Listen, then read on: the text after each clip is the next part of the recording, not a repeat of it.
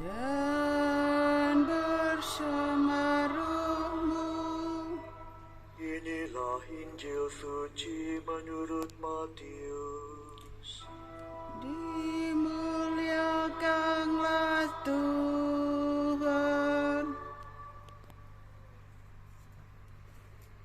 Dalam khotbah di bukit, Yesus berkata kepada murid-muridnya, "Dalam doamu janganlah kamu bertele-tele seperti kebiasaan orang yang tidak mengenal Allah. Mereka menyangka bahwa karena banyaknya kata-kata doa mereka dikabulkan. Jadi janganlah kamu seperti mereka, karena Bapamu mengetahui apa yang kamu perlukan sebelum kamu minta padanya. Karena itu berdoalah begini: Bapa kami yang di surga, dikuduskanlah namamu. Datanglah kerajaanmu, jadilah kehendakmu di bumi seperti di surga.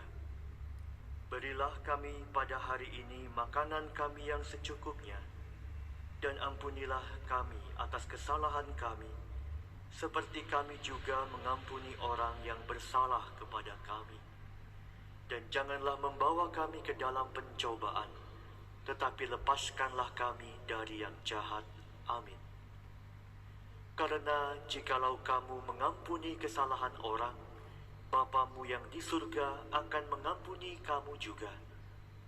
Tetapi jikalau kamu tidak mengampuni orang, Bapamu juga tidak akan mengampuni kesalahanmu."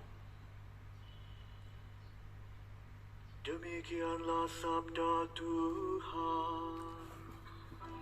Terpujilah Kristus.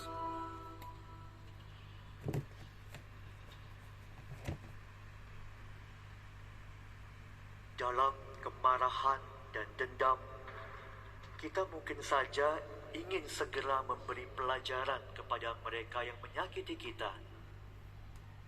Kita mungkin merasa lega dan puas jika mereka yang sudah menyakiti kita hidup dalam penyesalan dan penderitaan sebanding dengan luka yang kita alami. Kita mungkin memilih untuk terus menyimpan pengalaman luka ini dan bahkan merasa sulit untuk memberikan pengampunan. Inilah energi negatif yang tidak hanya merampas damai dalam diri mereka yang bersalah, tapi terlebih lagi merampas damai dalam hidup kita yang memilih untuk terus hidup dalam masa lalu yang menyakitkan. Tuhan tidak ingin semua pengalaman buruk ini membebani hidup kita. Dan khotbah Yesus dalam Injil hari ini tidak hanya memberikan contoh doa kepada kita, tapi ia juga mengajarkan dan menunjukkan sikap Bapanya yang di surga yang akan memberikan pengampunan jika kita pun mau mengampuni kesalahan orang lain. Inilah syarat utama untuk memperoleh pengampunan dari Tuhan yang akan membawa damai sejahtera dalam hidup kita. Melalui pilihan sikap kita yang mau mengampuni, kita tidak hanya mengalami damai sejahtera dan pengampunan dari Tuhan, tapi kita percayakan penghakiman mereka yang bersalah pada keadilan Tuhan saja yang jauh lebih sempurna dari apa yang kita lakukan.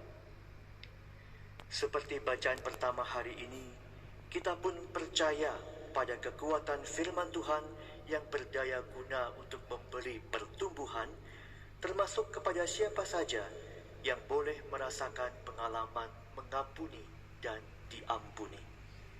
Inilah pengalaman manusiawi yang membuat kita semakin dewasa dan bertumbuh dalam kerendahan hati dan kekudusan.